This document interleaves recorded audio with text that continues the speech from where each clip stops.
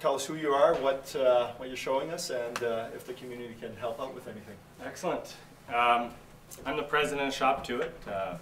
My business partner, Scott Sanderson, has joined me tonight. We are partners in a company called ClickSpace Interactive, and we've done a few different internet-based startups. This is our third, and it's a comparison shopping site. Is everybody familiar with comparison shopping?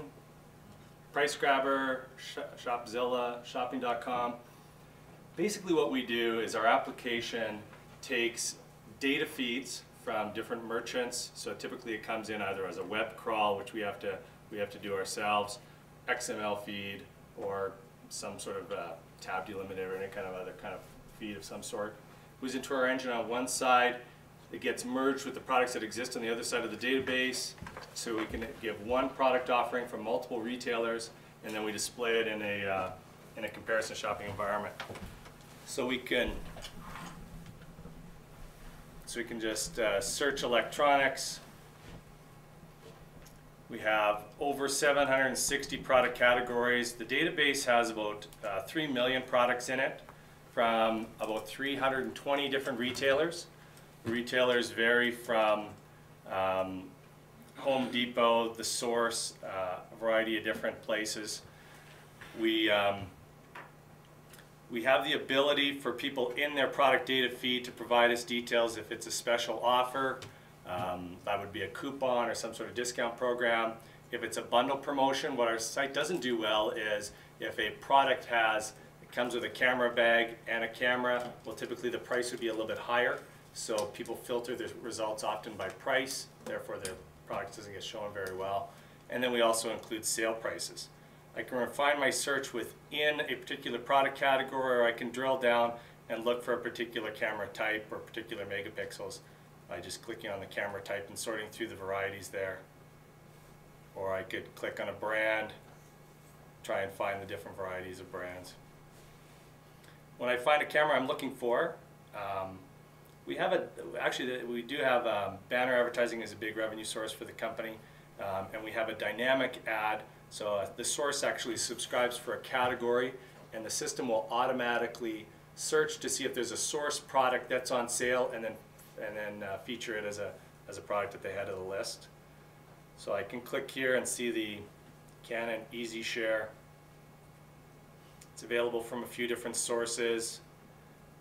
Has the fact that the source has that product on sale, and in fact it isn't quite the lowest cost. The lowest cost is direct to Canada. So that was the reason that it didn't appear, may not have appeared as the #1 featured product, because it wasn't in fact the lowest price even though it was on sale. So our revenue model, and then we have the detailed specification for that particular product. We can get some more details about it. These are attributes. I can add that product to a wish list. I can create wish lists, share wish lists.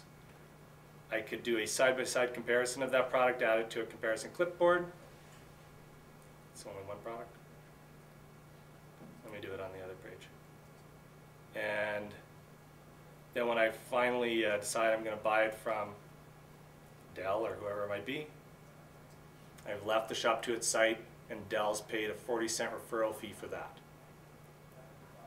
So the merchants get involved by signing up directly with Shop To It. They have a merchant login page that looks like this. From here they can control their own billing. They can add money to their account, just like a Google account. And as they get referrals from Shop To It, it declines the balance. They can manage their products. Smaller merchants can add products directly here. They could go through, they could deactivate products if they needed to remove it in a hurry. They can change sale prices. They could add coupons, a variety of different promotions like that. And then they can view from the reports the history of their products, the traffic, and exactly where every click-through has come from each of the different IP addresses. So they can check themselves if there's any sort of click-through fraud. And that is the bulk of it. So we can go back to digital photography, back to our digital cameras, and I can compare two products here by adding that one and this one to my comparison clipboard, and then I could compare them. So we're a victim a little bit of what kind of data we can get from our retailers. And that's one of our biggest challenges. We also do a lot of work for trying to create a little bit more editorial into the site by having the different people in the organization select products that they want to profile, or categories or articles and things like that. The struggle with the comparison shopping is that you need traffic. And there was a whole debate when we started the company of the chicken and the egg concept. I don't have products, so I don't get traffic, but if I had traffic, could I get products and all that kind of stuff? The reality in this space, and I think in all these types of applications, it's about traffic. You have to get the traffic. So we now white label the product, and so if you go to some other comparison sites, you would, you're actually using the Shop To It engine branded as, for example, Lycos. And so this is our application. You can see it's lycos.shoptoit.ca. Wildly successful with it. So now we're feeding the products to MSN. We have the shopping channel for AOL, Lycos, Yahoo. Yahoo's just going live at the end of the month. Shaw, TELUS. We're very close in conversations with Canada.com, which would give us basically 6 of the top 10 portals in Canada. And we're estimating that we'll be at 1.5 million visitors a month. Now that we get the traffic, it makes it a lot easier for sign the merchants.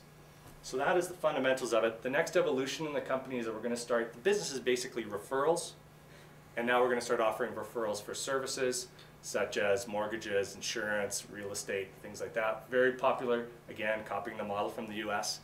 In our category, the largest ones in the United States, Shopzilla, Shopping.com, have all been bought out in the last 2 years, typically 5 times revenue.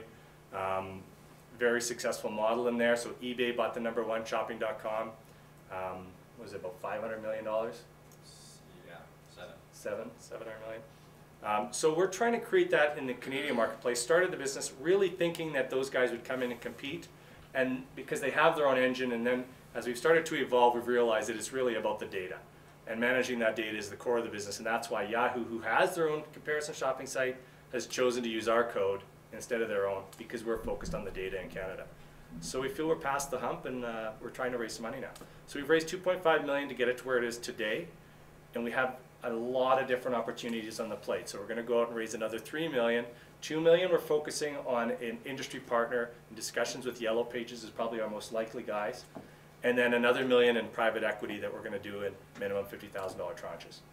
So we're actually interested in meeting VCs, interested in individual investors that want to consider the internet advertising space, which is absolutely explosive. It'll be $1 billion this year. It's outpaced radio in Canada now. It's 10% of the total advertising spend in Canada. All the guys in the television, radio, newspapers, their markets are declining. They're looking for an internet solution. We see a 3-year horizon on the investment when we would be able to do some sort of liquidity event. That's our game. Questions? Yep. So are your portals licensed? Yeah. So it's a software license agreement, and we do it on a rev share opportunity. Oh. Yeah.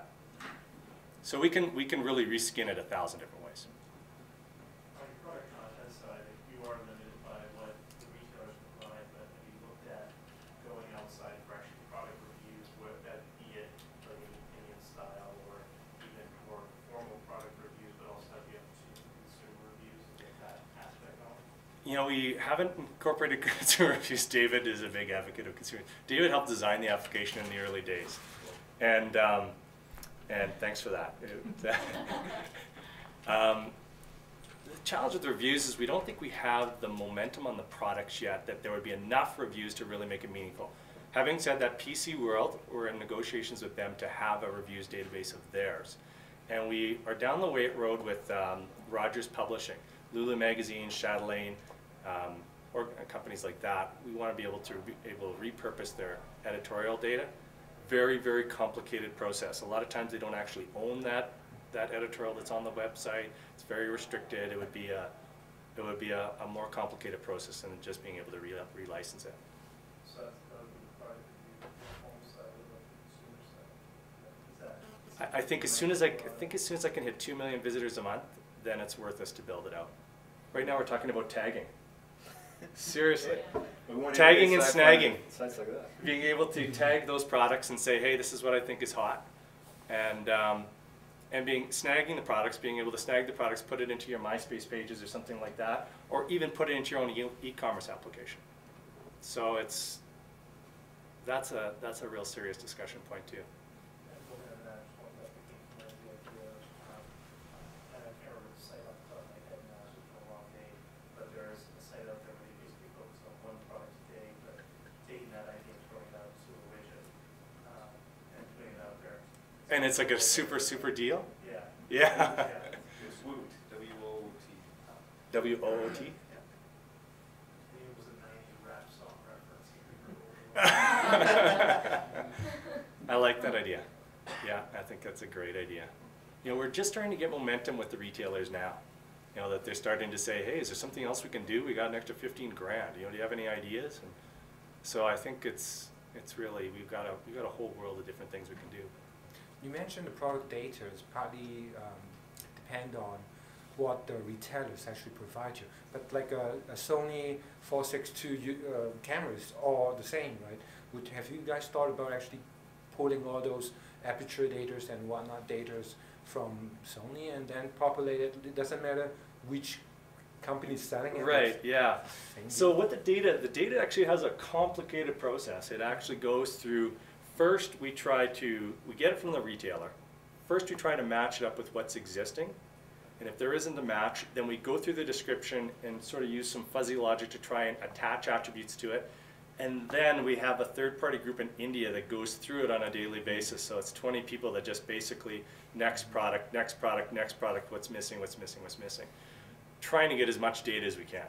And that's really why, you know, MSN and those guys even talk to us, is because we got that momentum in the early days. It's been a year and a half that it's been live. So it's still got a lot. In July of 2004, it took us about a year before we were out with the first release, which, you know, had lots of challenges. But you know what was fortunate is that at that time, Google wasn't expensive to buy AdWords. Like, it's probably 3 times as expensive now. And so we were able to get some early traffic momentum, which got some merchant support, which then led to MSN phoning us Christmas of 2004, or Christmas of 2005, 6 months after we'd been live. And then that deal took another 6 months for them to sign. So it's, even Yahoo, we signed Yahoo probably at end of January, but then they have to send notices to all the people that are advertising on their site now. They have to get all their teams involved. We had to go through the technology audit to make sure that it was, you know, bulletproof, which they crashed the system twice. And finally lived through all that, and we're ready to go live in another 15 days. So the cost per customer acquisition, is it better than Google, or do you know? We think it is. You know, so we have some retailers that are willing to share the data with us. Typically, retailers don't want to tell you if it's profitable or not because they don't want us to raise the rates. But you know, there's some studies that have shown that for every $1 that you spend in comparison shopping, you'll get about $17 in revenue. We don't know what the gross profit margin is because it depends on what the product is and all that kind of stuff. So that's a benchmark. But nowadays, you know, we charge 25 cents a referral. Google's gotten so expensive on a lot of the, you know, the important keywords that now I think it's a significant saving for retailers. So it's not difficult getting them to sign. It's difficult to get them to get the data.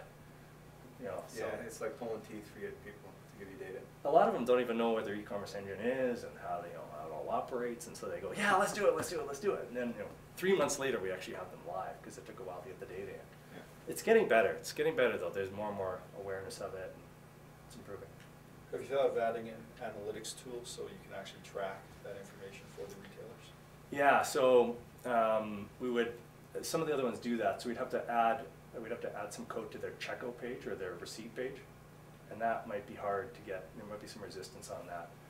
It's like when Google Analytics came out. Everybody went, "Oh my God!" Now that they know exactly how much our profitability is on our Google AdWords account, they're going to raise the rates right until the. You know, I think there's a little bit of apprehension to that. So, awesome. Okay, great. Thank you. Thanks.